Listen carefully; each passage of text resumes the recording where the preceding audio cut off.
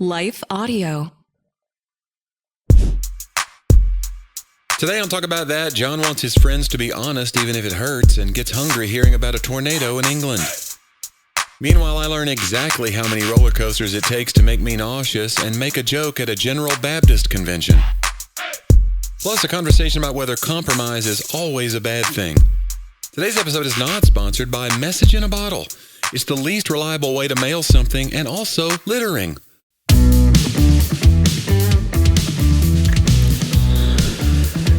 What's up out there? I'm John. This is Jonnie. It's Talk About That, your favorite podcast, we hope. And if not, hey. Maybe top 5. Yeah. I mean, we top 20. Rank, we chart. I wonder how many podcasts most people who listen to us listen to. Yeah. Because you people say, like, they're my favorite. And you, what else do you listen to? Nothing. I don't. Yeah. They're the only. Like, my wife listens to a lot of podcasts. Okay. And we're still her favorite, she says. Oh, that's And nice. she would tell me, like, she's not, no. She would tell me honest things all the time. I don't want to say any more than that.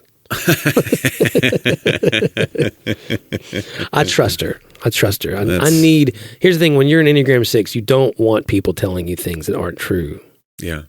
Like, you want people, if it hurts, you'd rather it hurt. Yeah, I guess. Maybe I'm not a 6 then.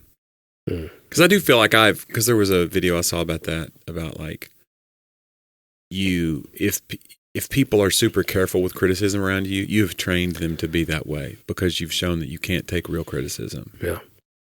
And so you're training people how to behave around you. Well, I noticed today, I was talking through something with my best friend, Mm-hmm. and I said, I just don't want my friends to lose respect for me. Yeah. And you just stayed silent. I was like, okay, well, that's where we are, I guess. And then I was like, and go, let's start the show. And let's talk about it. No, John, I could never lose respect for you. That is not true. I'd rather you tell me. You're respectable. What would I tell you? I'm losing respect for you because of your decisions or whatever. Good Lord. Yeah. This is like, a lot. I think you should do better. I tell my wife that, that's like, my fear is that my friends think probably that I'm so much harder on myself than they could ever be, that I'm afraid they won't be hard on me when they need to be. I think I'm pretty hard on you. Yeah, you're pretty honest. It hurts a little bit. I'm pretty. I got on you today because you were late for lunch. Oh, God, I already ate it. Listen, not lunch. I ate the mistake. Yeah, I ate the lunch too. I was at a private volleyball. First of all, lesson. you set these times. You go, Yeah, hey, that's Johnny, noon? I go, sure. You go, yeah, I can make it there by noon. I go, okay, this was 2 nights ago. I go, all right, so today I text you before I leave my house. Are we still on for noon? No response. Hey, finally I go, I'm not leaving my house until I know that you're going to be there at noon and tell me where we're going. Then finally you go, hey, 12:15 will work. Let's go. And so I was like, okay. So I leave my house, and then I'm halfway there. Yeah. 20-minute drive. I'm 10 minutes into the drive. Yeah. And you go, dude, I'm an idiot. I thought it was 11. I did. I thought it was a different time. I go, how do you think that? Did you switch time zones? How could you think that? I was talking to a coach at a private lesson for my daughter about a bunch of stuff. That sounds very privileged. I was shooting. So not this private lesson for my daughter. Next thing I know, my $10,000 Swiss watch is giving me a wrong time. No, I'm shooting video in and out, trying to, I'm talking recruiting. Uh-huh. I'm paying for stuff with my phone because I had to pay for the lesson. Mm-hmm. Again, and privilege. So you thought, Johnny will understand. What I guess I'm saying is I didn't think you'd understand. I thought, Johnny's going to never let me live this down, because I told my daughter, I said, Sadie, I'm on time everywhere unless Uncle Johnny's involved, and something seems to go wrong every time. And that's on me. I don't know what it is. I think because you save the worst parts for your best friends. Isn't that something? You know what I'm saying? Could you not? Could you please mask for me? Could you hide that part of yourself? I don't mean to. It's not. I want the good John. Today was 100%. It's fine. It was only 15 minutes late or so. I mean, from the original time, you were 30 minutes late. But you'd already agreed to the new time. I had. Are you still like emotionally holding to the old time as if? Well, I'm just saying you set the time. And then I was 15 minutes late. I think what we should do is every minute late is $1 I pay towards your meal. Okay. Today you'd have got $15. I got the cheapie too. They let me get the kids meal at Cheddar's. Yeah, Which it says 12. It says 12 and under. It's a quarter-pound burger. Yeah, with fries for like $6.50. I was trying to eat. It's good. the best value at Cheddar's. Not a sponsor. No, I went and ordered the loaded broccoli. He was like, "Oh yeah, of course." The guy said. Nobody knows what loaded broccoli is except for you. No, you explained it. You explained it. I didn't call it loaded broccoli. No, you said loaded up. Like a baked potato. He's like, "Oh yeah, of course." And I was like, "So that means broccoli with butter, sour cream, bacon, and cheese." He brought you plain broccoli and a loaded baked potato. Which you then took your broccoli and dipped in, and then ate the potato too. John's trying to do low carb. But this is the straight devil right here. You know what I'm saying? Like I didn't order this. I intentionally. You think the waiter was the devil? No, I think Let's get into it. I think the devil used the waiter. He was just an innocent. Yeah. I don't know. I think it's fine. You're going to be just fine. But the volleyball went okay though. It's okay. Yeah, she had a really good. Well, that's lesson. good. She got the best parts of you, and that's good. That you should give that to your daughter. That is true. If I had to choose between you and her, you've made your choice. Yeah. Oh yeah. Yeah. It's not even. It's fine. That's one of my. Maybe if I was better at volleyball, that would help. Yeah. Yeah. I have a terrible vertical. I was just. You don't fit in the shorts. Even before the scooter accident, I have a terrible vertical. Yeah. Well, but you're tall. Yeah, it's true. Yeah. But I have bad posture. We used to play basketball a lot 2-on-2. And me and you'd be on a team, and you don't. How tall are you? 6'4"? Yeah, about 6'4". You don't play like a 6'4" guy. You play a finesse fadeaway game more than that. Now, unless you're playing 1-on-1 with me, and then you just like back you down and Which why can't you just do that when we're playing 2-on-2? I don't know. It's boring. Really? Yeah, it's boring. We could have won so many championships. I don't know championships. We did win one championship. Didn't we? Yeah, I remember that. It was 5-on-5. It was 5-on-5. Yeah. That was our finest hour. That was a church league. It was. Carpet or something, probably. Did one of us have significant free throws in the game at the end that we had to hit to win? I can't remember, but that sounds about right. Yeah. Yeah. Like the whole game comes down to this. Yeah. And for once, we didn't choke. I don't remember who it was. It's like a Disney movie. Yeah. Our wives are watching? Maybe. Was that our finest hour? I don't think so. I don't think our wives were watching. I think that was our best moment. I've had pretty good moments since then. I'll just be real. Jonnie pulls out his picture from the Grand Ole Opry, which, by the way, I still have that picture. You still yet to hang it up, and it hurts my feelings a little bit. You know, I paid like $55 for that. Why? Because that's what those places that do these. They take your digital photos and they put them in a frame, and it's a thing. That's what they cost to get one that big. But you get a frame like that from Dollar Tree, and you can get the photo printed at Walgreens. No, you paid $55 for that. Mm-hmm. Why do you think that it's less important to me? I even tried to put in AI and take the shine off your head a little bit, which a lot of the shine is gone. It's a small shine still because you're right under a light. Yeah, but there's a little shine there. I had the head shine stuff on there too that night. Did you really? Yeah, but it must have wore off by then. No, listen, I put it there because it's directly in my eye shot. Like it's like. If you were really proud of it, I think you'd want it on camera. It hurts my feelings a little bit. You want to put one picture on this whole wall? I mean, I want you to put a bunch of pictures up. But I'm going to. That'd be one of them. I own all the frames. Uh-huh. A bunch of the frames. Do you know how many photos I have in my house that I haven't put up on my wall? How many? Dozens. Yeah. You know when it's going to happen? No. When I get some free time. That's where I am. When I prioritize it. What time do you think it is right now? What time zone? What time do you think you're in? Yeah. I did have a few times the last few weeks where I was like, wait, is today Saturday? Like, yeah. I totally lost it. Felt track. like one of those weeks for me, too.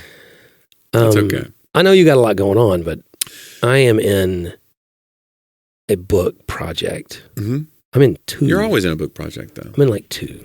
But that's your life. And I wrote for a grant in the middle of this. A General Grant? I wrote for General Grant. What? It was... We had to break some theological Is there a general laws. grant you can go for? Like, this is a general... It's like, I did this one event for a church. You know, these denominations come out of the blue. You get off, we're at the such and such, or we're Open Bible. Yeah. I did one. It was Open Bible was the name of the denomination. I go, I don't even know what that is. Yeah. I go, do it. I remember this. You were like, I'm not sure. And then I go do it, and I go, I think we may be open Bible. We're open Bible. Actually, I looked at their beliefs. I was like, I think we may be open Bible. And they're way different than the closed Bible. I mean, absolutely. that one, closed Bible. Don't hang around those people. I don't care what the money pays. Yeah. It's just a shelf to these people. It's like a coaster.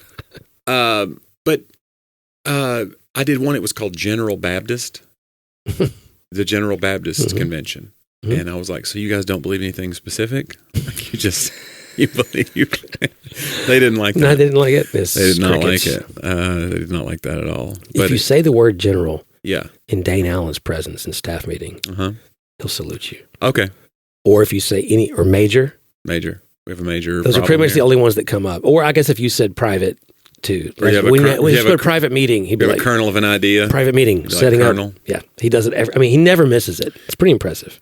It is good. Out of all the things we taught Dane. I saw Dane, our friend Dane, was made an official member of Disciple. Yeah. Which is good. He's been playing with them and touring with them for 10 years or so. Yeah. But he's officially their bass player now and background vocalist. I thought it was really cool hearing he did his background story in music, which we were that's right. present for a lot of that. We were a little piece of it. Yeah. Him talking about Five Swing Stones. Oh, yeah. Which was the name of our first band. Uh-huh. He said that was the name of his first band. Yeah, so they made it the name of their first band, just like it was ours. They were paying some serious homage to us back then. They were paying some dues, is what they were paying. And we all and nobody was paying them to play. That's right. Just like us. But you'll notice that he, just like us, regretted the name immediately. Uh-huh. But yeah, that'll happen. How did a name re-regret get passed down to someone else who could also regret it? Re-regret? We regret? Re-regret, Raggy. Yeah. Buddy, that's tough. Anyway, congrats to Dane. Yeah. And I think I'm doing a festival with them in September. We're waiting to confirm. No. Uprise. Sounds more violent. Right. Yeah, it does. You don't want to. But yeah, we're doing that together. I think Reggie Dabbs is going to be at that one. Oh, Reggie. That's in September. So tickets available at johnnyw.com. It's in Shippensburg, Pennsylvania. Upstate PA. Yeah, I have shipped books to Shippensburg for Reggie for that thing. That's what they're known for. That'd be a fun thing to go to. The whole gang is going to be there. You know what else a fun thing to go to would be, John? I have no idea. A fine word or two from a few of our sponsors who help us keep the lights on here and talk about that. Let's hear from them.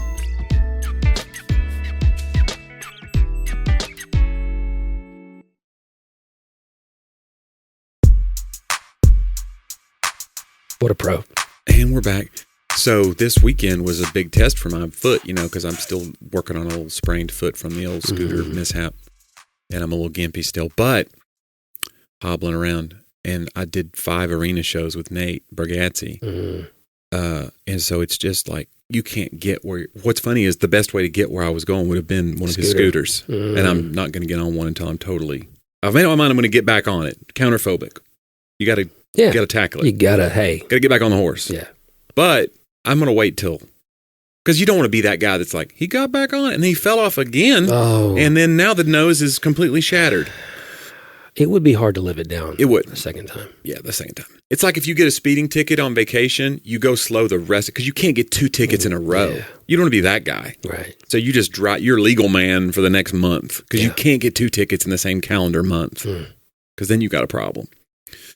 Anyway, they were so fun, but one of the things we did, and I did, sometimes I don't tell stuff about Nate's World, but he had an article come out about this while we were on tour, so I think it's pretty fair game. But Nate is starting a theme park. He has been talking about it for a long time. It's been in the papers and stuff, And now it's in Wall Street Journal, did an article about this man wants to become the next Walt Disney. He may just pull it off. That was the title of the article. Oh, wow. And so it was all about his dream. And so the third day of the tour, we were in Hershey, Pennsylvania. We were driving from Albany, and they go, hey, just, in the morning, we're going to get up at 9. Because sometimes we just sleep in a little bit and get up whenever and go get coffee and whatever. And you just wander into the arena, go find your dressing room, and you have a really long day of waiting to do my dumb 8 minutes in Nate's show. But that day they were like, hey, we're going to get up at 9, and this van is going to pick us up. Well, we're right next door. The arena he was doing is right next to Hershey Park, which is a theme park. I had no idea it was a thing. I'd heard about it, like, oh, there's a whole Hershey museum, and that's where I make the chocolate. And I was like, oh, they probably have a dumb, like, roller coaster or 2. No, it's like a huge, like, Dollywood-sized park. Wow. It's a 124-acre theme park with gigantic coasters and other cool rides. So Nate is like scouting, and some of the guys who are helping with his park evidently helped with that park, the ride designers and builders. And so they were like, come see these rides and see. So he's really like shopping. Wow. Which is so funny to think about. But so we got up at 9. He goes, everybody that rides, we want your feedback. So we'll all get in this van. And so before people were let into the park, we're taking a van to one ride, then the next ride. We did 6. Well, that's fine. And it's actually pretty cool because you're just on these roads that people are just normally just walking on. But here's what happens if you're 51 like I am. The first one, you're like, well, that was fun. I'm a little disoriented, but whoa, I like roller coasters. I like them a lot. But not spinning roller coasters. The ones I don't like are the VR. That messes with my equilibrium. But I'm like, I like roller coasters. And so but normally you walk around for 10 minutes to get to the next one. You wait in line for 30 minutes. We got in a van and we were there. So now it's like number 2. Number 2, I was like, I'm about to go number 2. It was different. Yeah. The third one was one of those like hammer style rides where it swings back and it goes, hey, and then a ho, and a hey, like the old ship thing. Yeah. And I got off of that one and I wanted to throw up. I felt like I could have thrown up. If I had just coughed hard, I could have thrown up in front of everybody. And then I was like, oh boy. And then he goes, come on. And then we all got in the van again and we're going to this next roller coaster. And it was a one that Nate was the most excited about because it's designed by the guy who did the Wabash Cannonball. Yeah. It's exactly like the Wabash Cannonball. That's my childhood. It's got all these corkscrew. That's from Opryland, USA, by the way. These dipsy-doo turns. Yeah. And that's where Nate worked, was his first job. And so he's very, very nostalgic about it. That's why he wants to do the park. And it's Nashville. Yes. Yeah. So we get on this ride, and it's a wooden roller coaster. Wooden and iron hybrid. Which just herky-jerky all over the place. And, buddy, we did all these sudden corkscrew dipsy-doos. And, I mean, I had to go find a spot to just be. If I could have found a private place to throw up after that one, I would have done it. You would have felt better. I would have felt better. And then, so I called it. I called it. The next 2 I did not ride. I just said, I'll wave from that. There was a lot of guys in Nate's crew that did not ride, by the way. Like big dudes, like guys who you would think like roller coasters are my thing. Yeah. They were like, not for $1,000 would I do this. Yeah. They go, it's not my thing. I hate them. I hate the feeling of them. I can't do it. I go, well, that's weird. I mean, he was like, this guy's like 22 or something. I'm like, dude, this is like your best life. You're getting to ride roller coasters for your job? No, this is my worst nightmare, to be like pressured into this thing that I'm terrified of. Okay, man. So I joined them after the 4th one because I was like, I can't do it. So I didn't ride the last 2. But it was such a funny thing to like, just, you're watching a guy who's like getting to, it's not just that he's living his dream. He's trying to like build something to where there's going to be an infrastructure for people to have jobs and people to have a place to bring their family. Like, it's such a cool thing. No, I think it's amazing. Yeah. And I think, again, our city and that's what I love about what he's doing. Our city has a rich history of it, and then it went away. And I think that's, again, Stephen Curtis Chapman. What was the reasoning? Was it doing poorly when they pulled the plug on it?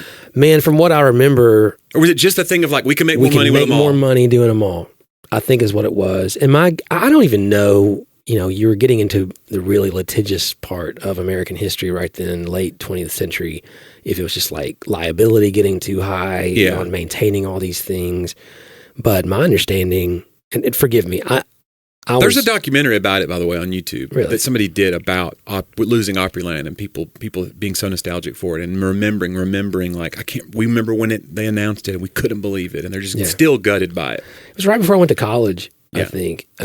But again, my parents would drop me off after church on a Sunday, my brother and I and some friends, and we would just roam the park. Right. I mean, all summer, because we had the summer pass, or sometimes Saturday and Sunday. And just stay overnight. We just slept in the petting zoo. That's interesting. It was great. No, but I mean, it was so much fun, and I'm trying to think if I ever met a girl there. I think so. I was pretty young. I think I took a lot. You were looking for girls even if you didn't meet them. But it was great. I don't know. The Screaming Delta Demon. Come on now. Remember that one? The Chaos, which is one of the first it was the first indoor roller coaster. So Chaos. I never went to Opryland. Isn't that funny? Because East Tennessee, like Nashville, felt like a million miles away from me. We were Dollywood people. Yeah. Chaos Silver Dollar was City like, and then Dollywood. was like Nashville's Space Mountain. Okay. So it was like this indoor in the dark with lights and other stuff thing. You waited forever in that line, you know, and it was all kind of like feel, you know, and strobe, you know, kind of thing. Of course, then the arcades. Back then, you go play in an arcade, man. You just would play the games and ride the train. They had a train like Dollywood. Yeah, and so it hold up the train. They have the gunslingers that hold up the train and No, do they didn't do play that acting. there. They didn't do that? They did at Silver Dollar City. That was a big thing.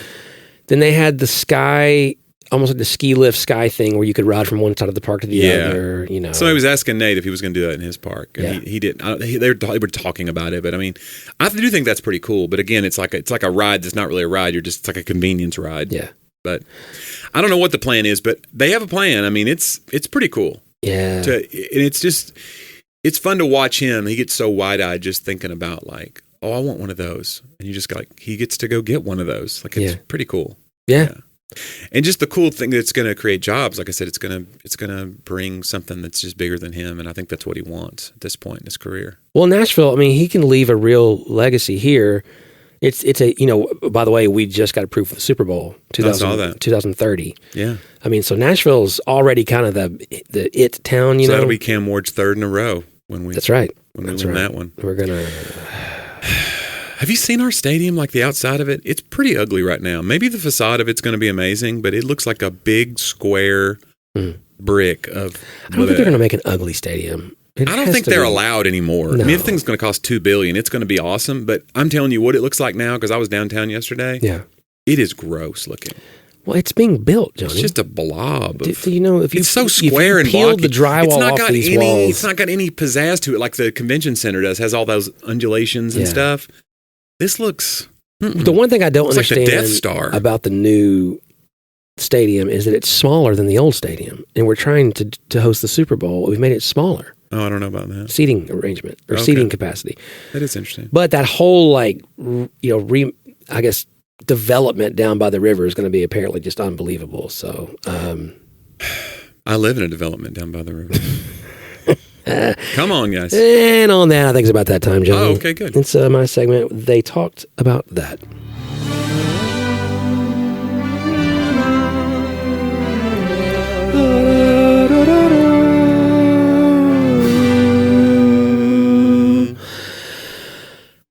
Not to steal anything, but I don't speak Latin per se. Yeah. Is this? Oh, okay. But the original quote here is in Latin. Oh, okay. It's obsequium amicus veritas odium parit. I knew there'd be a veritas in there somewhere. Which you know what that is. No. Truth? Yeah. Translation. This is from Terence, by the way. In vino veritas, I know that's the one Latin saying I know, which is in wine there's truth. Right. There's a whole thing about like when you're drunk, you're being your real self. Yeah. That was the ancients thought that. Right. In wine there's truth. This is Terence, also known as Publius Terentius Afer, who was a Roman playwright during the Roman Republic. According to tradition, he was born in or near Carthage in North Africa, brought to Rome as a slave by the senator Terentius Lucanus, who was impressed by his abilities, educated him, and later freed him. He became a part of a literary intellectual group, wrote a bunch of plays, and 6 of his comedies survive today, all adapted from different language of the time. So around 195 BC. Anyway, translation. Okay. Translation. Compliance produces friends. Truth produces hatred. Huh.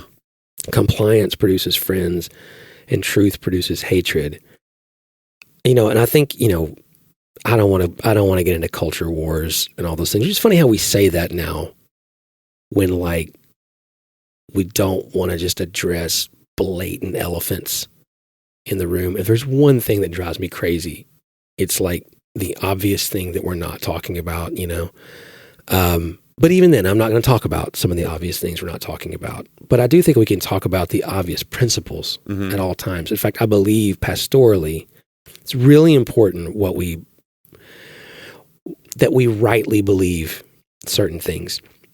And I mean, I'm thinking about AI. I'm thinking about sort of the assault on the press and media. to the point that if you don't like what somebody writes now, instead of like checking their sources or finding out if it's real or going back to the original clip or whatever and finding out what was said, you can just say that's not real. And that's getting dangerous to thought. And then I think about the teenagers that I talk to and their perception of what truth is, in that I have to tell my daughter all the time, like, listen, there's going to be a nugget of truth, but if you got it from TikTok, there's a good chance it's not reliable. Yeah, right. So it's okay to start there, but you need to learn to go other sources to, to verify or to look. But like this idea of, and I do believe this, and I think this is even true from Jesus, like the scriptures say that you shall know the truth and the truth will set you free, right? And we love to quote that, but there's a lot of context to that idea that actually many people hear the truth and it doesn't set them free. It wasn't like just a truth automatically sets free. And I think that Terrence was maybe right on some things. There's a lot of times that truth produces hatred, and it certainly did in Christ's life. He would speak truth in a way that they crucified him for it. And I think also it causes you to go, well, if I'm well liked, or I have friends, or I seem to have no, like the way I am in the world, the way I believe, what I say, what I do is not producing any pushback. And it goes back to our conversation. I want friends who push back. Like I want friends that say, hey, I know what your heart is, but here's maybe where you're off or whatever. Like I long for that guidance and that, maybe to a fault. But man, when nothing's pushing back in your life, then I think it should cause you to stop and go, like I'm not sure that's where I should be. Am I complying, right? Am I just conforming to a more comfortable way of thought? If everything I see just reinforces only what I already believe, and especially to its most extreme place, and especially when that extreme place, it removes the humanity or the human value of another, or completely discounts their argument, then I need to beware. So there is a podcast. I was telling you about this yesterday, I think. So I wrote a book for Mr. Jim Haslam II. He's 94, 95 now, who founded Pilot Corporation and got to kind of chronicle his life and journey and through the 50s, and with General Nealon from Tennessee. He played football for him, and it was a great University of Tennessee kind of thing. And so Mr. Haslam's, one of his sons was Governor Bill Haslam, who was the 2-term governor of Tennessee, and I got to meet him a lot and get to know him. And he was known very much for being someone who worked with everybody. He wrote a book called Faithful Presence with Thomas Nelson about how to express your faith in the public square. And again, there's no politician or anyone you're going to have out there that you agree with everything they do, or if you do, again, then beware of what Terrence is saying, right? I mean, at some point, you should not agree with that. There should not be anyone besides Jesus Christ himself. And even then, what Jesus says, you may have a hard time agreeing with it. That's when you obey it, right? Against what you want to do, or what would be called obedience. But there, Governor Haslam is doing a podcast with Governor Bredesen, Phil Bredesen, who was a 2-term Democratic governor. Yeah. And it's called You Just Might Be Right. And I think they're going on like 5 seasons, and it's like wildly popular. But a 2-term Democratic Tennessee governor and a 2-term Republican Tennessee governor sit down and they discuss issues in the way that we're supposed to. Yeah. Not just in American society, but they also come from a place of how their faith would inform the way they respect their opponents. And it's the reason it's so wildly popular is it's so rare now, like that we would do that. And, compromise is a word you can use in 2 different ways. You've compromised your morals, or, hey man, let's find a compromise. And we only think about the first way now. We never think about compromise as being a good thing. But the reason they say you might be right is they're quoting Senator Billy Joel. You may be right. I may be crazy. There was a senator who also was in Reagan's cabinet named James Baker, and there's the James Baker school or Center for Public Discourse or whatever at the University of Tennessee now. And it was one of Mr. Haslam's kind of mentors and heroes. He was back in the 60s, 70s.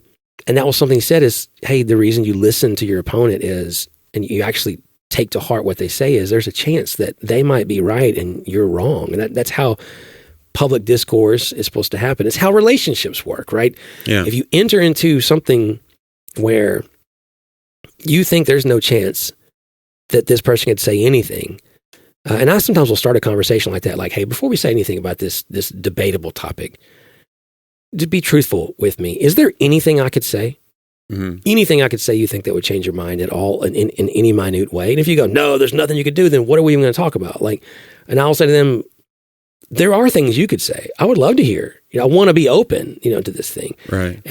So I think that people may wonder, and I'm not trying to mix politics with a religious conversation on this, but the point is not that our politics should look like our religion at all, because I think those things constitutionally, whether the phrase separation of church and state ever exists, certainly in practice, the idea was, hey, we want to make this a place where regardless of what you believe, you're allowed to believe that. That's, in the Bill of Rights. We protect those things. But I think that what we miss then is that whatever your faith is, it's supposed to inform the way you show up in government or politics or public service. And that means being willing to speak truth, even if you know someone's going to disagree with you because of it or possibly even hate you for it. And knowing that if we're all just complying with something in order to not lose, we may have a lot of friends, but we may not be really dealing with truth in the way that we could. So I get that there's political realities. I totally understand that. I get that everything that can be said doesn't have to always be said. I understand all that. I'm not naive about it. But I think that we've gone so far down the slope the other way now that it's pretty much a game of compliance on all sides. Yeah. Just trying to keep as many friends so that we can keep power and influence. When a little bit of truth might produce some hatred, it also might just save the country, Johnny. Oscar Wilde said, if you want to tell people the truth, make them laugh. Otherwise, they'll kill you. Is that why you do what you do? That's because, listen, am I a truth teller? I don't want to. Am I a hero? That's for you to decide. But yes. Publius Terentius Afer, I'm not sure. So, Afer? Yeah. Roman was that aphorism? Yeah. Okay. John, let's do my segment. Let's start with Johnny's old jokes. We call it Joke About That.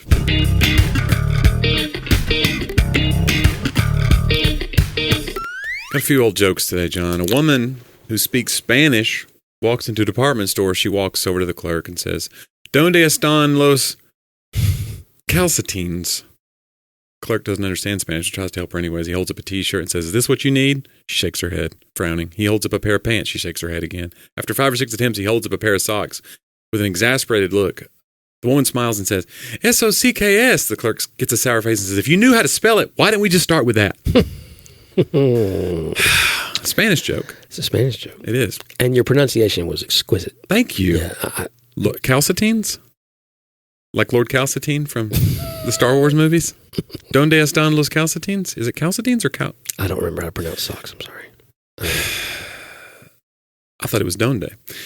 A woman walks into a pharmacy. "My husband is constantly complaining about chest pains, difficulties with breathing, cramps, and nausea.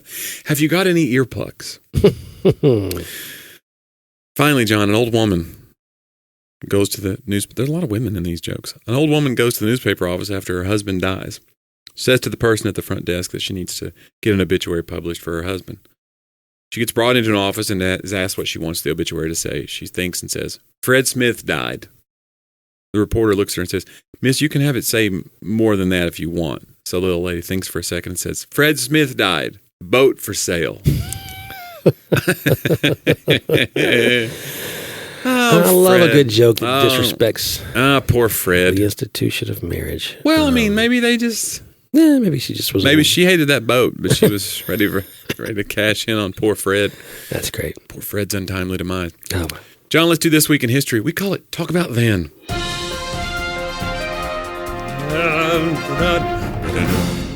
John, did you know this week, 1950, a tornado passed over a chicken coop in Linslade, England.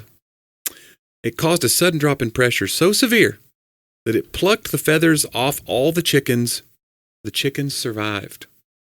It's like a Looney Tunes cartoon. Yeah, featherless chickens. It's just the tornado comes, and they're all like running around, covering themselves. Oh, my. Like demure Southern ladies.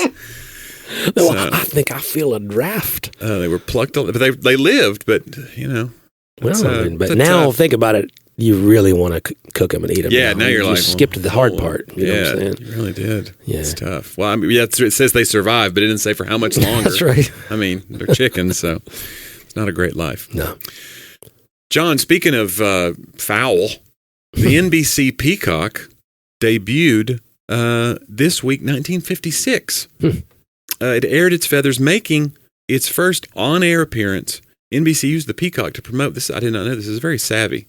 They used the Peacock to promote their color programming and encourage viewers to buy color TV sets because NBC's owner, RCA, manufactured those color TV sets. Mm-hmm. So this choice of a Peacock was a marketing ploy move to sell color. So you'd be looking at your dumb black and white TV and be like, man, it'd be nice if I could see the colors what of the Peacock really looked like. Yeah. Mom. Yeah. She's like, no, we're poor. We are not spending $50 on a TV. I think the first TVs were. Were they? I don't know. I mean, but today's money. Go get a nickel, son. I don't know. Yeah. But that is interesting to me that they chose it specifically because of the. Anyway, John, this week... That had a hint, by the way, of like conspiracy in it when you told it. I just think that's good. Oh, you think... Well, How dare they? I can't believe money drove the whole thing. Well, I mean, Johnny. Money's... Yeah. Johnny, hey, you know how much we make on this podcast? They're doing pretty good. John, how would you find more episodes of the podcast if you wanted to do such a thing? You got to talkaboutthatpodcast.com. Over 400 archived episodes on there, and you can send us a note, hello, at talkabouthatpodcast, or become a sponsor, a patron. Or a sponsor. Become a sponsor, too. Become a patron, donate to the show, support the show. We give you ad-free content. Yeah. And, so listen, that's not, we do it out of the goodness of our... Yeah. John, this week, 1903. Buy a television. This week, 1903, they're like $12 now for an 80-inch. This week, 1903, John, the first automobile crossed the U.S. under its own power. What did it do before? I don't know what that is. They had automobiles pulled by animals or something? I don't know. Animal bills. But the trip began by departing from San Francisco, headed for New York City. The automobile was a 1903 two-cylinder, 20-horsepower Winton touring car driven by Dr. Horatio Nelson Jackson with his mechanic Sewell Crocker and a bulldog named Bud that they picked up along the way. Why is this not a Disney movie? Wow. That was a long trip. They just picked up a bulldog and there was a photo with this listing and it showed Bud the bulldog. The trip was undertaken. How do they know the bulldog's name? They named him. Okay. Bud told him. The trip was undertaken on a $50, $1,750 in today's money, bet and proved that automobiles were a viable form of long-distance transportation. Their journey took 63 days, arriving in New York City on July 26th and using over 800 U.S. gallons of gasoline. After the trip, Bud became a celebrity in his own right and was used in advertisements for Winton automobiles. Advertisements, huh? Yeah. Is that how you say advertisements? Advertisements? Or? Advertisements is a proper pronunciation. If you live in England... Well, we had just done the whole thing about being plucked alive in England, and so I felt like, how would the chickens pronounce this? Did you say prestigious or prestigious? Prestigious. See, you always I say prestigious. Yeah, let's call the whole thing off. John, I don't say vitamins or anything or schedule. Or not that crevasse. Not that far gone. John, this week, 1785, Benjamin Franklin writes a letter describing his design for what he called, quote, double spectacles, now known as, sorry, hold on. I've just lost the name. Wow, and you're wearing them probably. No, bifocals. Bifocals. Thank you. His invention consisted of a pair of glasses in which the upper part of the lens and lower part of the lens each had different focusing powers. This allowed Franklin to focus on distant objects when looking up and near objects when looking down. I can't get used to them, so I only wear glasses when I drive. Yeah. And or when I'm in an airport and I need to see signs far away, I'll wear them sometimes. But other than that, I don't wear them because now close up stuff looks blurry to me, and I could just get bifocals or whatever they're called, progressives. I just can't. I can't imagine getting used to it. So I just need to bite the bullet and do it, don't I? Just be a glasses guy. My wife hates it. She won't do it either. But yeah, I don't like the way they look on my face. I don't mind them on my face, but I wear only reading glasses. But now I can't see hardly anything like on my table or whatever without reading glasses. So, or like at meals, I have to see the other person well. It's bad. My eyes have gotten worse. This is it's a podcast about aging. Dark end of the show. Yeah. John, finally this week, 1626, the island of Manhattan was purchased from the Indians by Peter Minuit for the Dutch for goods valued at cost of Manhattan. $1,500. $24. Wow. And now you can buy a sandwich in Manhattan for about $24. Yeah. Just a waffle cone ice cream is $24 in Manhattan. Yeah. That sounds good. Park your car for 5 minutes. Yeah. It's an expensive place is what we're saying. Well, yes. If you're not catching on, it's... But they did the right thing because now it smells like hot garbage all the time. I actually like New York. I don't think I could live there, but it is a very high energy. Like being there is it's a very specific energy. My wife and I want to live there for 3 months. 3 months. I think like a sabbatical maybe one time? We would like have that experience and then we'd be ready, I think, to... What if it didn't? What if it didn't fade? You're like, I think we're big city people. What if like I got a job as an executive at RCA? Live in a 500 square foot efficiency. Yeah, that could be. Yeah. I don't know. Yeah, I don't think I'm not cut out for the big city. I like traveling to big cities and then I like getting back. I always feel good getting back home. I like a home base. Yeah. I love to travel. But yes, I want to go home, but I don't know. Yeah. Home is where you hang your hat, John. It's wherever my family is, Johnny. It's true, actually. But I'm not, if my family's with me out traveling, then I'm good. You know what I'm saying? But like if they're not, then I'm like, I want to go home. I think that's like the whole, I have to take care of them thing. So. Have to, John? Well, yeah, it's duty and honor. It's that. How about get to? Get to take care of them. And fun. Well, good. Well, Johnny. We learned a lot today. We did. I think that people walked away enriched. I want some chicken, honestly. I'm craving chicken. I did. Craving that featherless chicken. Yeah. Almost ran over a turkey yesterday. In the road, I hope. No. Just funny story. I think Johnny's got a lot of shows coming up that you guys need to be a part of. I do. In fact, I don't know when this will drop Thursday. So if it's Thursday, you need to get yourself to Crosby, Texas for Friday, May 22nd. The Live and Laughing Tour is kicking off all the rescheduled dates from the old scooter mishap. And you get to hear the whole story. Oh. You're telling the story on stage. The story, and, we may have some visual aids that we're whipping up for everybody. Okay. Because I feel like I owe them an explanation. These crowds in Are you particular. making jokes as you go? Yeah. Okay. But I feel like these people are owed an explanation more than the others because they had tickets and all that. Yeah. They had to wait and get the dumb rescheduled dates. What if they're like, I just wanted the hits. Yeah, you came in here and told a bunch I don't want all this. And you got all teary-eyed. I don't care. Oh, no, there won't be any of that. Okay. Yeah. I've cried. Listen, my eyes are dry, John, from all the tears I've cried the last month. Getting better for you people. But, 22nd is Crosby, Texas, near Houston, north of Houston. And then we're going to a town called Wilson, North Carolina, which is near Raleigh-Durham on the 23rd. And then so many other dates, man. We have a ton that we just put on the website. And so I'm so busy through the rest of the year. Please come say hello. And if you live near Knoxville, a big show that I have coming up in August is at the Bijou Theater, which is I grew up going to shows there. It's one of my favorite venues ever. And so it's kind of a dream to sell out the Bijou. And we've already sold a bunch of those tickets, but I'm going to open for Nate in a couple of weekends in Knoxville at Thompson Bowling Arena. Yeah. And we're going to announce that show then. And I expect it to sell out. So if you want tickets to that one in Knoxville, Tennessee, August 29th, you need to get those tickets now because it's going to be a hot one. Yeah. Yeah. I'm sorry I can't come to the Nate show. I'll be in it's fine, out of town for volleyball. Oh, big surprise. I know. I chose my daughter over you again. Yikes. Yeah. It's fine. At least we got to have late lunch today. Yeah. When you figured out what time zone you were in. Sorry about that. I don't I'm not a very good friend. No, Listen, that's you're not just true. stuck in it, man. These are just jokes, It's been a John. lot of You're a years good now. guy. What are you going to do? You're a good friend. You might as well finish it out. You know what I'm saying? You're an average to good You're friend. fair to middling. Guys, we think you, though, are way better than fair to middling. You guys are amazing listeners, and it means a lot to us that you join us every week on this podcast that we produce for you. And you know what? We invite you. Why don't you come back next week? Let's do it again here on Talk